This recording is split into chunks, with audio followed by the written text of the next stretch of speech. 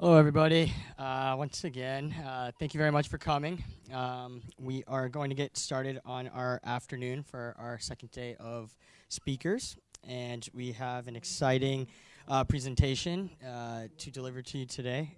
We have Risto Avila from the QT company and Brandon Shibley from Toradex, and they will be discussing boot time optimization for Linux-based Qt-powered embedded devices. So without further ado, Brandon.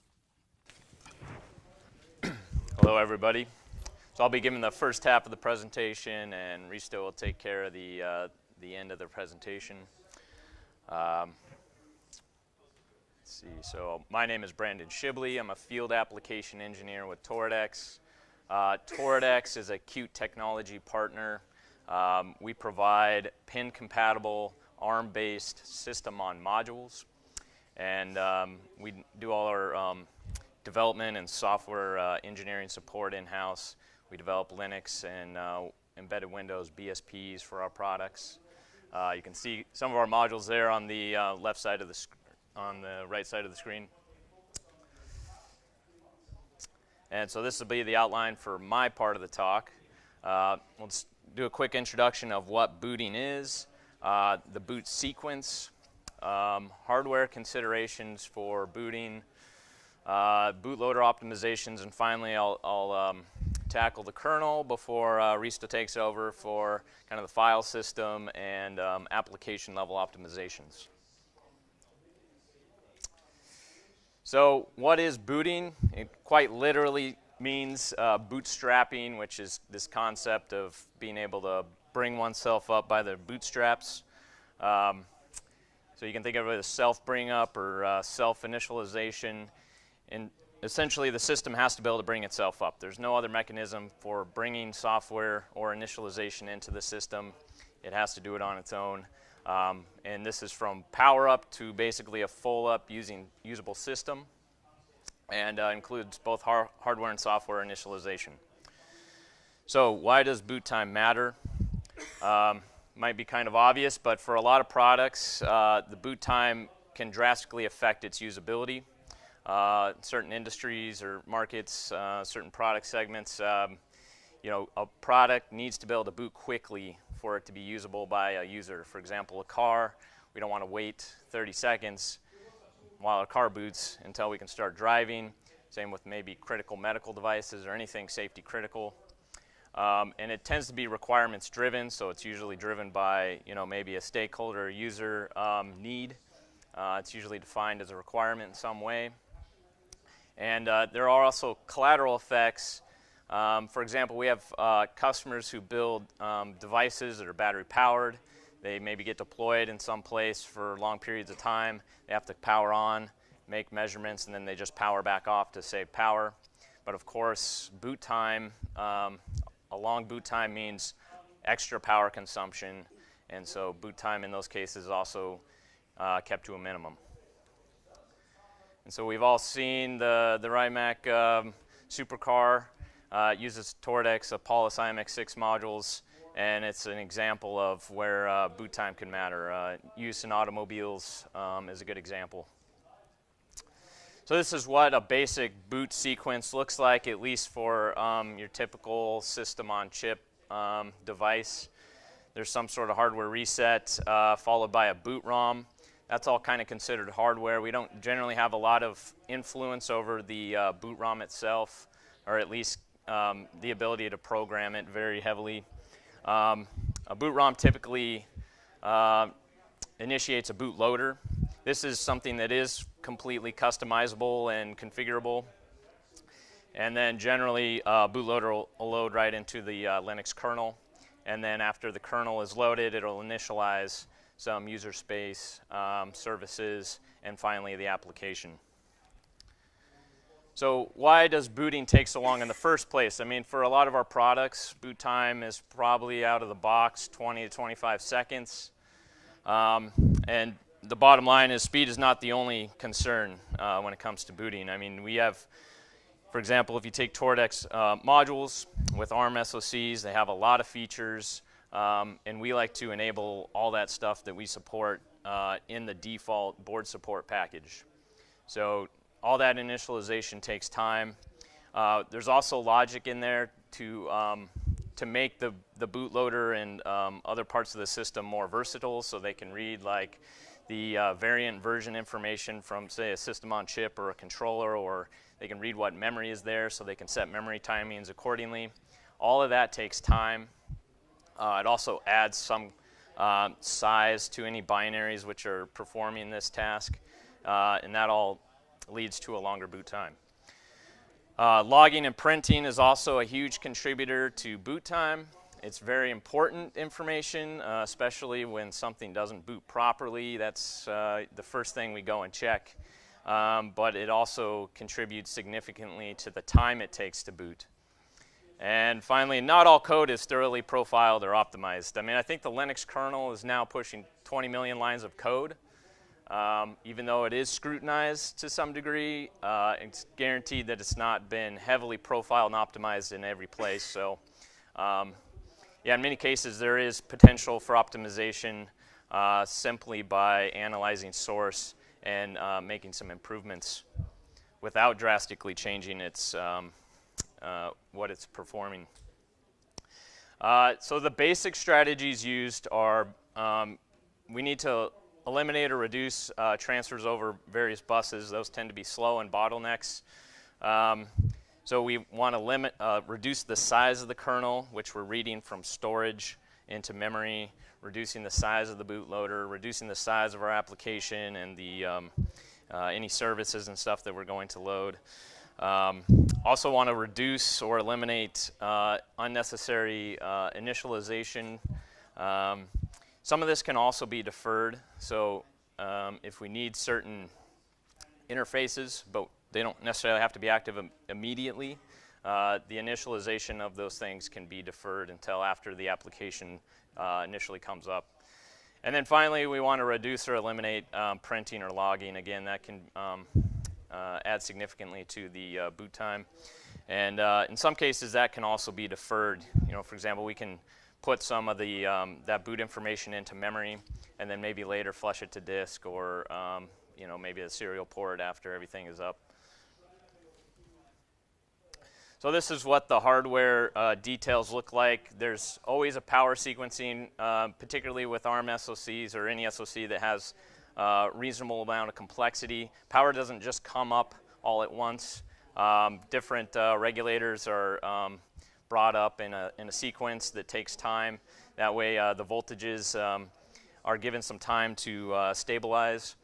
And then there's a hardware reset. So because voltages are not just immediately stable, we hold a reset until all the voltages are stable, and then release the reset. And that way we know the system on chip is in a completely reset state.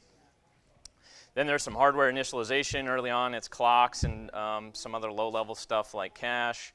And then we initialize the boot device, like usually it's a flash or eMMC for these you know, embedded devices. And then loading the bootloader. And in general, more complexity means more initialization, which adds to boot time. A good example is compare a system on chip to a microcontroller.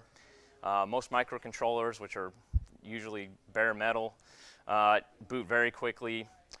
System on chips, on the other hand, they because they have so many features, that's just so much more that needs to be initialized, and bringing those up takes more time.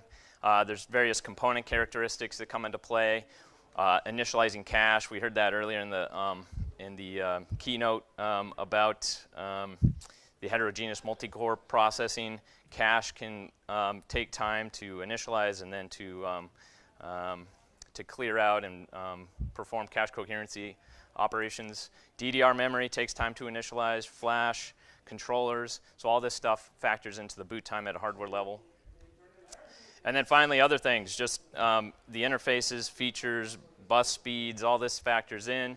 Symmetric multiprocessing, this can be a great benefit if you can parallelize the booting operations across multiple cores, but it also takes time to initialize these extra cores. Again, we talked about power sequencing.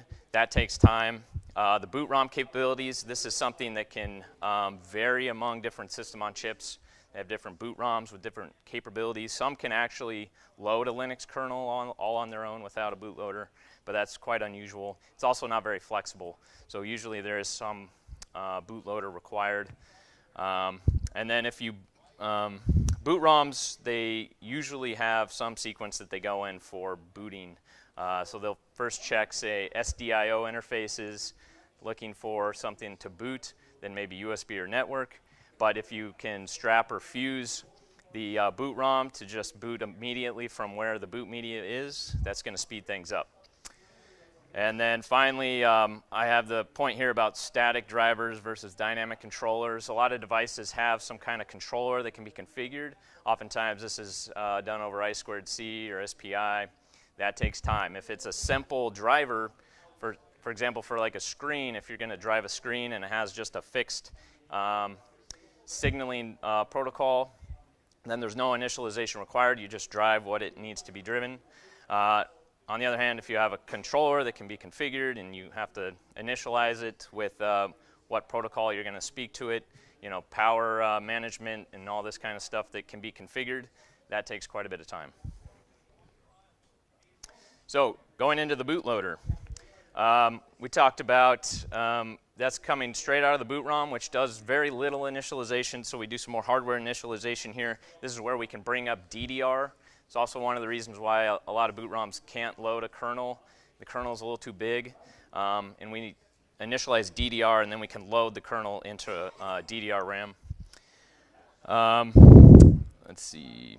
So yeah, additional hardware initialization, and then we load the kernel and the device tree with the bootloader. So bootloader optimizations. Again, those general optimizations I talked about earlier apply here. Minimizing the footprint, how big this thing is that we're going to load out a flash, which of course the longer it is, or the bigger it is, the longer it takes. We want to minimize how much initialization is done here. That both reduces the size of the binary as well as speeds up what the bootloader does. And we can potentially defer some things to the kernel, especially if you're not going to use certain interfaces in the bootloader. It's in most cases best not to initialize them there, just wait till the kernel comes up and then initialize them within the kernel. For example, if you need networking but you don't need it at the bootloader, don't initialize it in the bootloader, because the kernel is usually going to reinitialize all that stuff anyway. The drivers in the kernel don't understand what state the bootloader left everything in, usually, so they will just reinitialize. Simple configurations in U-boot are, you can do all these that I list here without recompiling the bootloader. These are just environment variables. You can set the boot delay to 0. By default, at least in the Toradex bootloaders, that's usually set to 1. It gives you a chance to hit a key at boot to enter a bootloader prompt. You can silence the serial output, which again adds a lot of time to the boot. And then you can disable the kernel verification. But for additional optimizations, you would go into the U-boot configuration using menu config, for example.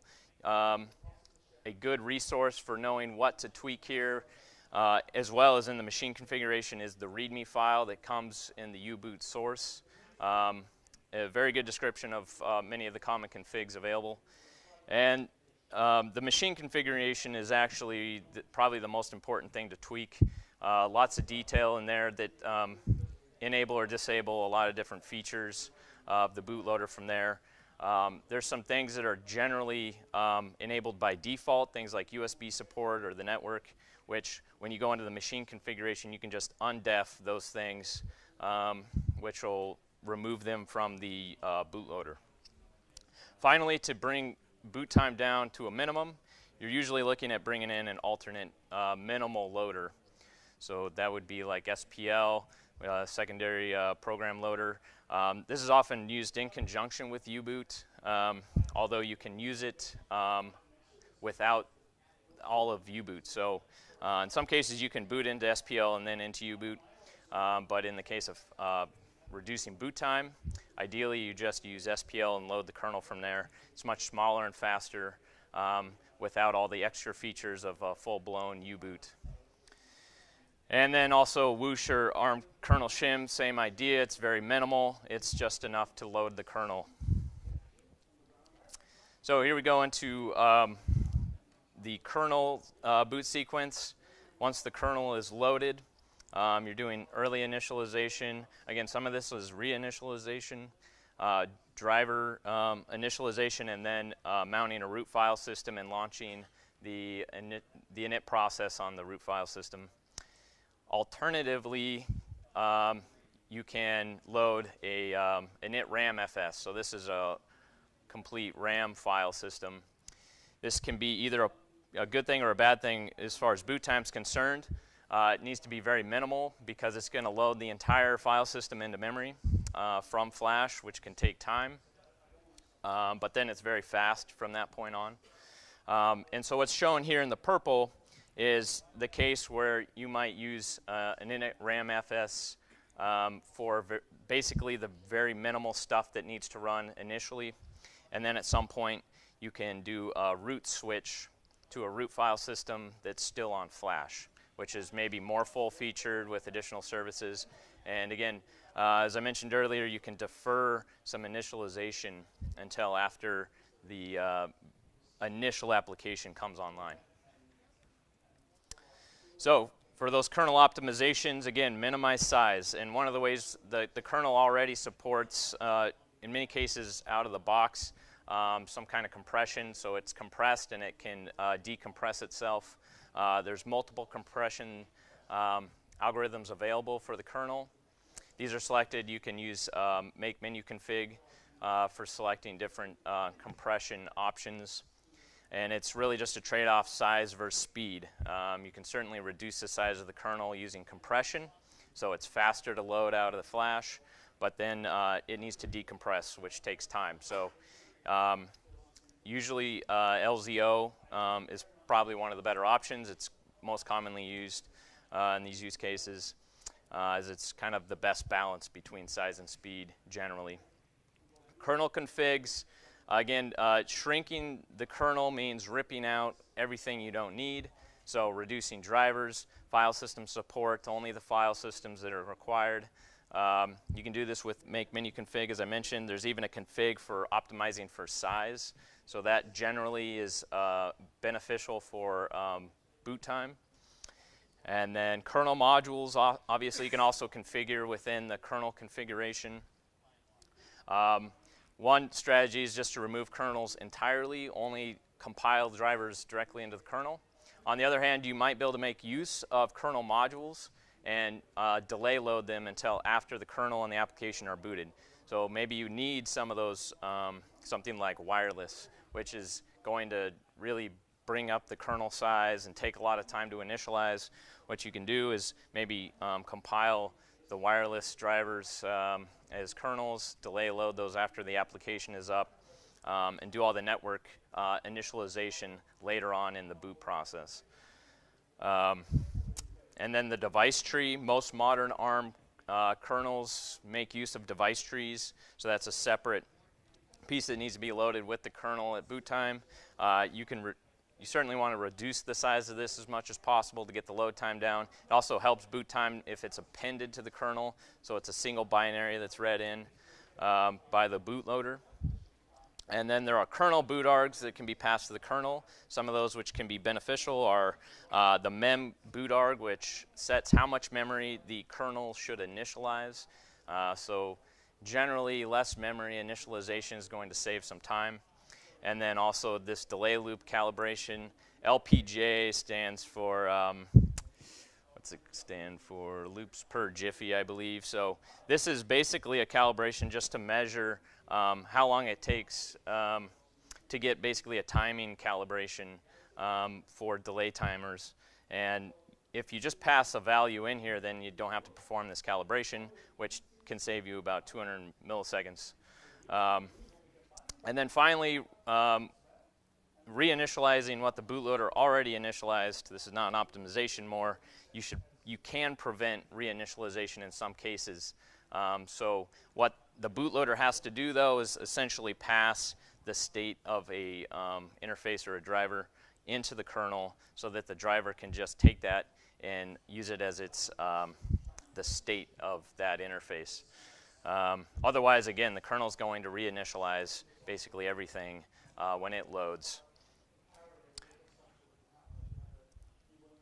And then to optimize the kernel, you know, I didn't go into a great amount of detail there. That's kind of high-level stuff I covered just because we could spend a lot of time talking about a lot of little things when it comes to kernel optimization. It's also highly use case dependent, depending on what you need loaded and what you need to support in your application.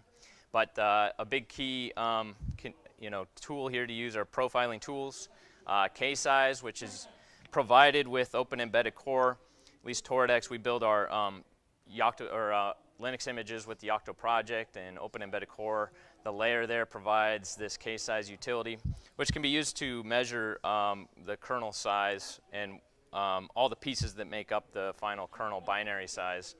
And here on the right is just an example of the output of that. This is only the high-level output. You'll see drivers, file systems, network. Those are the top 3 biggest contributors to the size of the kernel. So you can certainly slim all those down and possibly even completely remove the network. And the actual K-size tool, not only does it give you this summary, each one of those is also further broken down into all the little pieces that make up those sections. And then boot graph, this is provided with the Linux kernel source. It's a Perl script, and this allows you to profile the boot time for the kernel. So when the kernel loads, you need to pass it additional argument at boot time. It then outputs additional debug information, which you then can feed back into a tool to generate this plot. And what you see here in this big green box, obviously, is what's taking up a ton of boot time. And it says IMX serial init, so the serial port. It's not just the initialization in this case. What happens is as soon as the serial port is initialized, it then prints out everything that was queued up from prior to that in the boot process. So that, in this case, takes about 4.5 seconds. If you just remove serial support, you save a lot of time. You can also do other things like not print to the serial port and maybe put those somewhere else. You know, write to memory, for example. Later on, flush that to storage or to the serial port at a later time. So yeah, boot graph's a great way to see what exactly in the kernel takes time at boot. And then finally, after the kernel, we get to the user space. So you have the init process there, loading all those system services, and then finally the application. And this is where Risto is going to hop in and complete the presentation.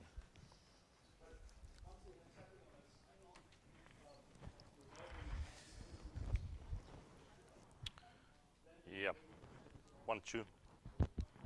Is this hello? So, yep. Let's see how it works.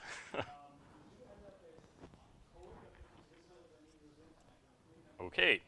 So, my name is Risto Avila. I'm from the Qt company. I'm there as a senior software engineer.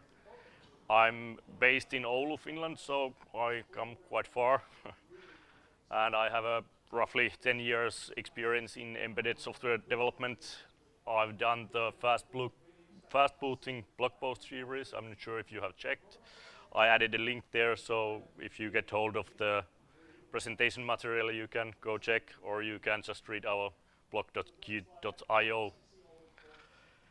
So I will go back a little bit because Brandon already told you how to optimize the U-boot and the kernel, but I want to share our cluster demo, which was done in for this year's Embedded World.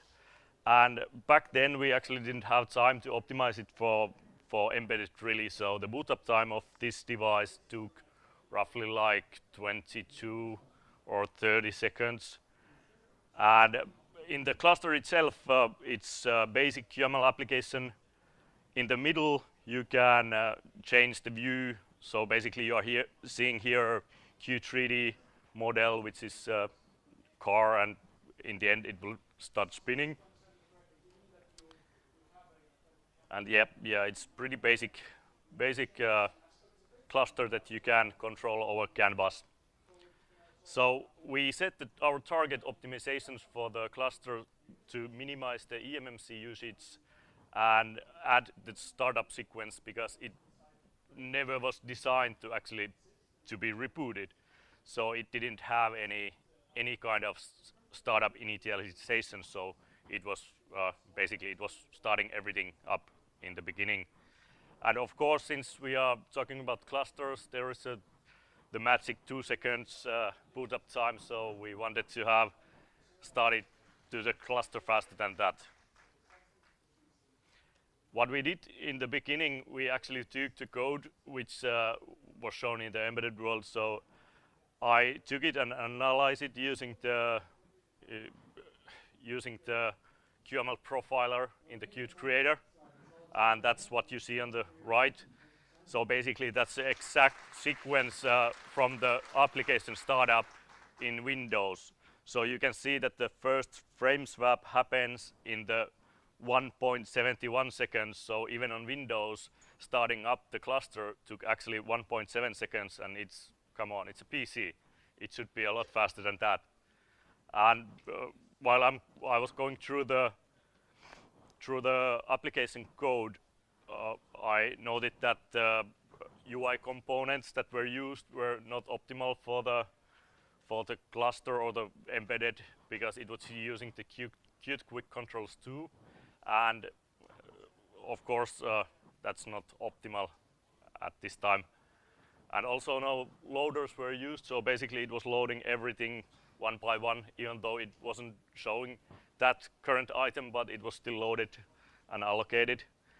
Application size itself was 1.4 megabytes, so it wasn't that big because it also contains the 3D model.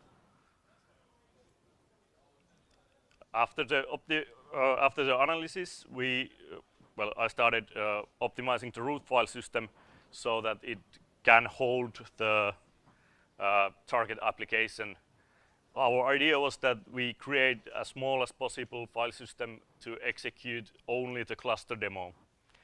And for easiest way to create minimal root file system for me was to take a build root and select one of the ARM-based boards there and just throw in the IMX6 graphics drivers, and that's pretty much all you need to compile Qt for OpenGL. The result from this build was 22 megabyte rootfs, and of course I tried also to look through it if there was still something to optimize, and yes, there was quite plenty of stuff still to remove.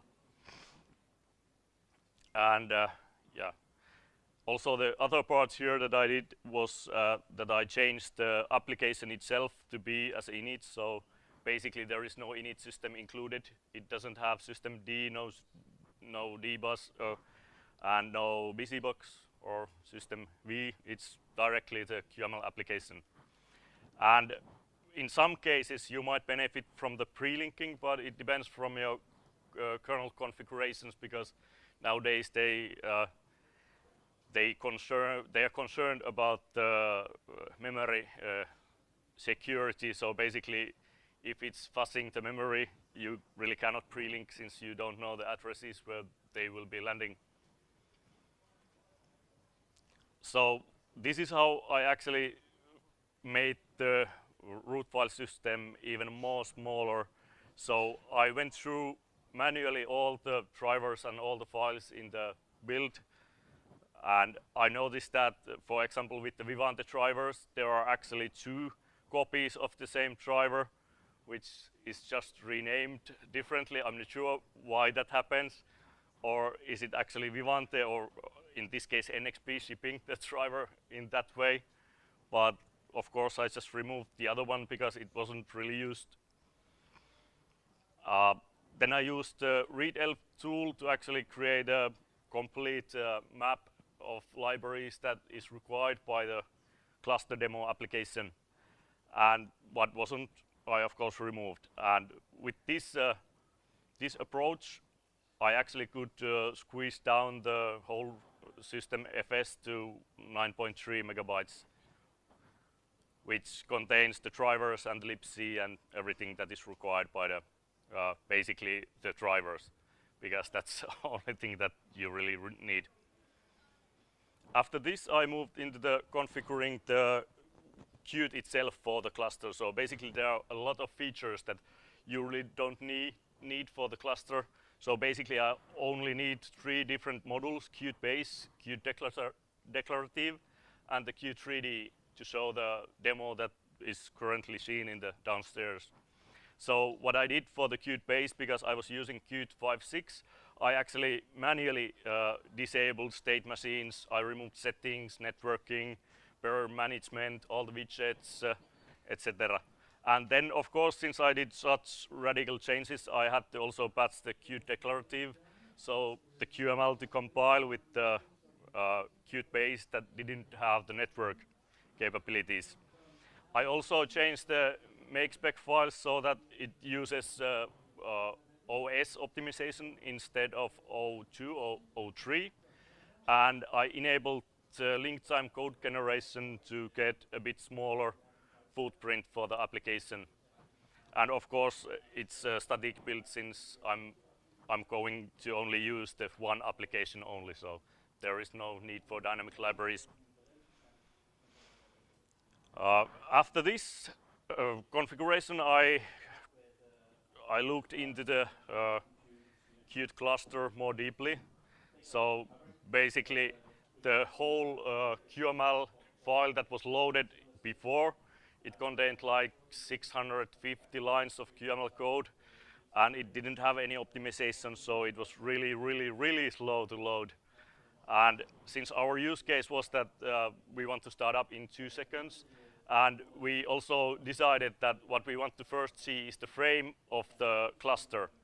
So that's actually on the right is something that we currently load. So basically, you can see that it's only 15 lines of QML code, and it also actually loads in sequences. So basically, it first loads the image of the frame, and only after that it starts loading rest of the stuff like the cages and the 3D car.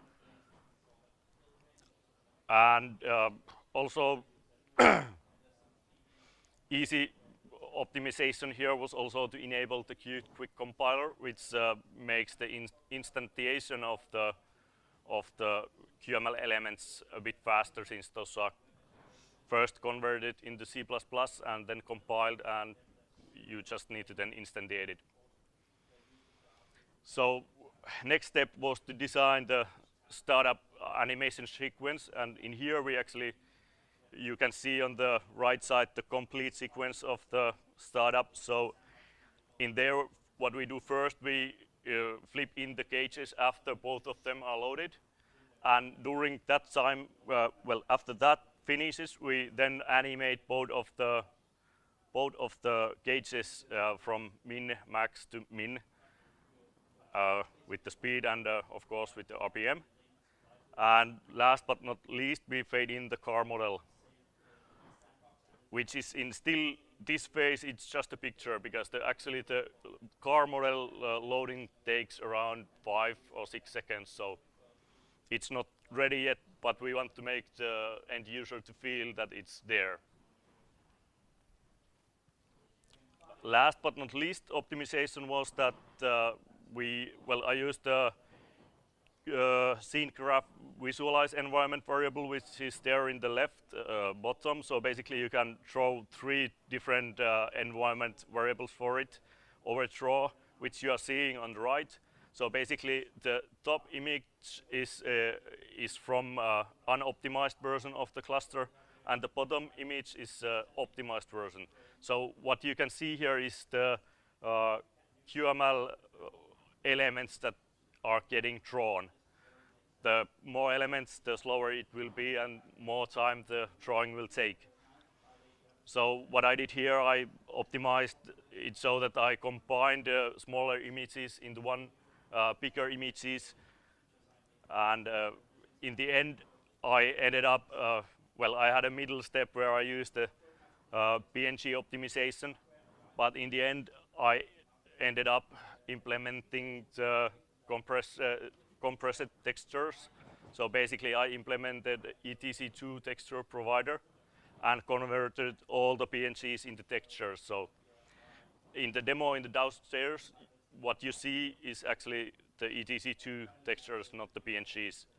And I think this final optimization actually gave pretty much to the startup. So it was almost 60 milliseconds that you got by just converting the PNG to etc2 texture.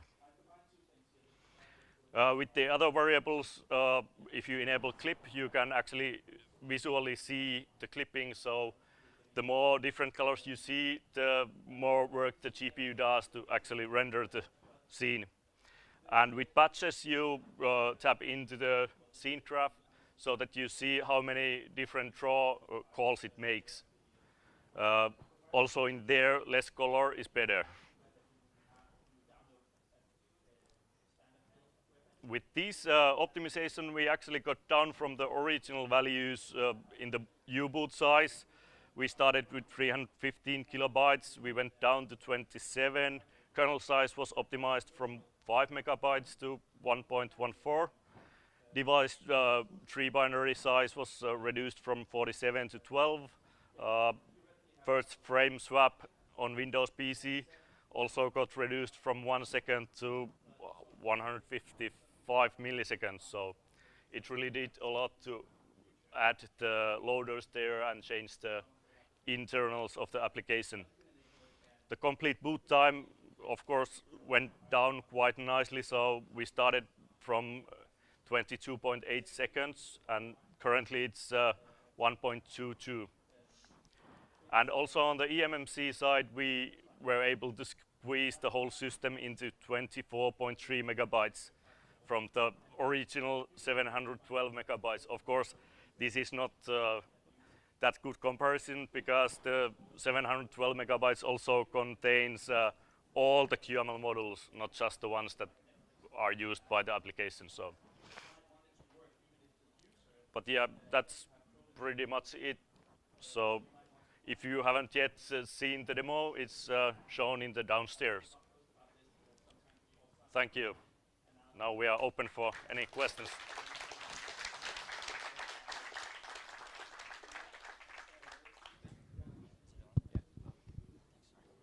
Yep. Yep. How small does Qt actually go? It's like a blended when.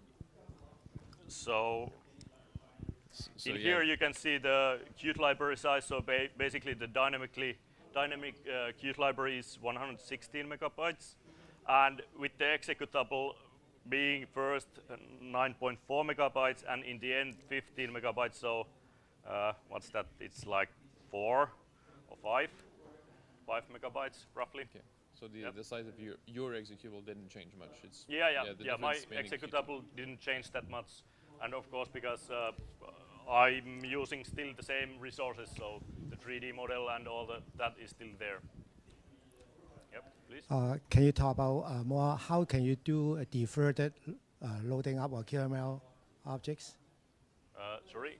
Defer loading QML objects. How can you do that?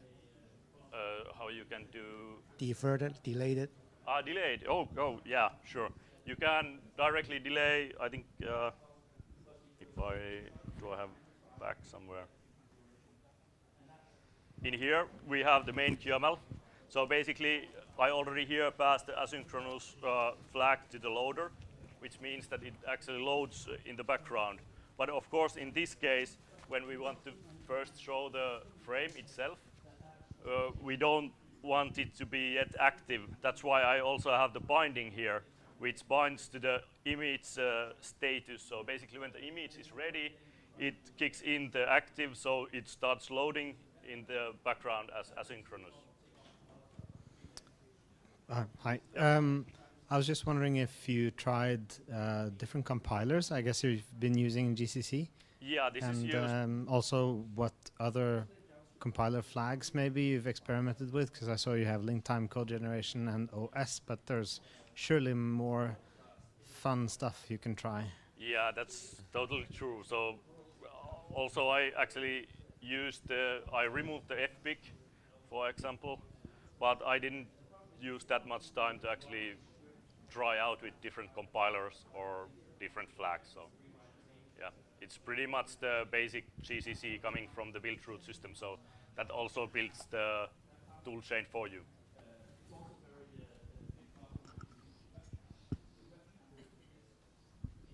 Hi. What was the biggest part of Qt that you removed? That's also quite hard to say because I removed so many different parts. But for future testing, there will be the QtLite configuration tool, which picture you can see here. So basically, this will make the left side completely obsolete. So in the future, you can directly use this tool and take out things that you don't need. For example, it will make the Qt declarative much more easier to configure. So in theory, you could leave the networking on the Qt core, but remove it from the QML if you are not going to directly use it there.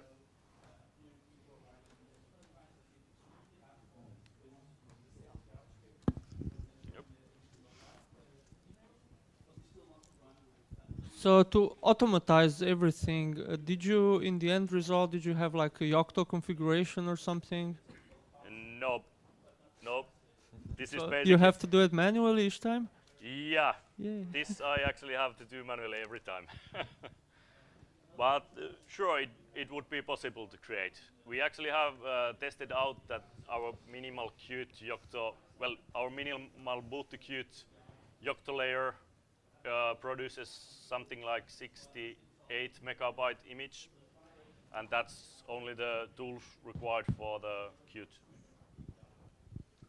Everything here looks like configuring the QNX system. Maybe you've seen it. They have something like Momentix or something, and you can pick all the binaries, all the libraries that go in, and they just generate an image. So the end result seems similar, but with more control also for Qt and others. Yeah, it could be similar, or since this is embedded Linux, so I'm not really sure about the QNX. But at least Linksys has tools to actually optimize this and create the similar setup using their tools and Yocto. And they have like a web UI that you can use to configure and so forth. The root file system is saved on the eMMC. Yes. What was format about the ext4 also? I'm using the ext4 format for the root file system. What about the time when you mount the ext4? Sorry? When you mount the ext4 file system, the time? I didn't measure the split time for it, but I mode it as read-only, so it doesn't take that long. Yeah. Are there any other questions?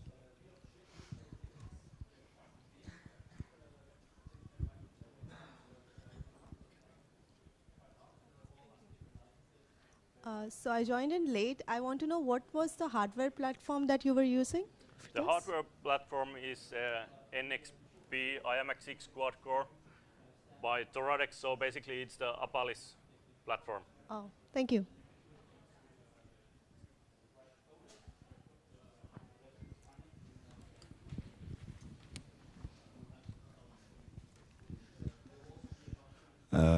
Has Toradex considered using other storage than eMMC?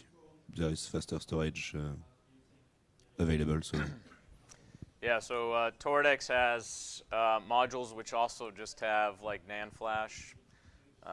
We haven't done a NOR flash in quite some time. Actually, our first product, which is still available today after 13 years, has a NOR flash. So you can do things like execute in place that avoids the need to have to load stuff into memory. Although on the other side, it's still not as fast as memory if you can. So it's, there's some other trade-offs there.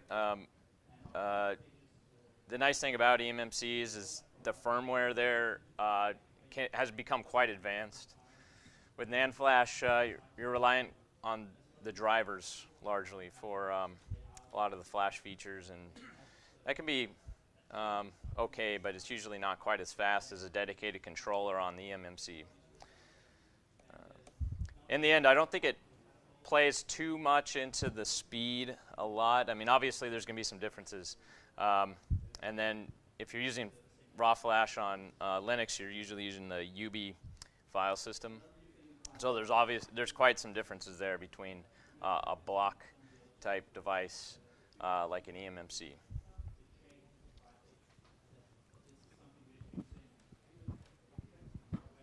Any more questions? All right. Well, thank you very much. We're going to have a 30-minute break, and we'll be back. Thank you, guys. All right, good work.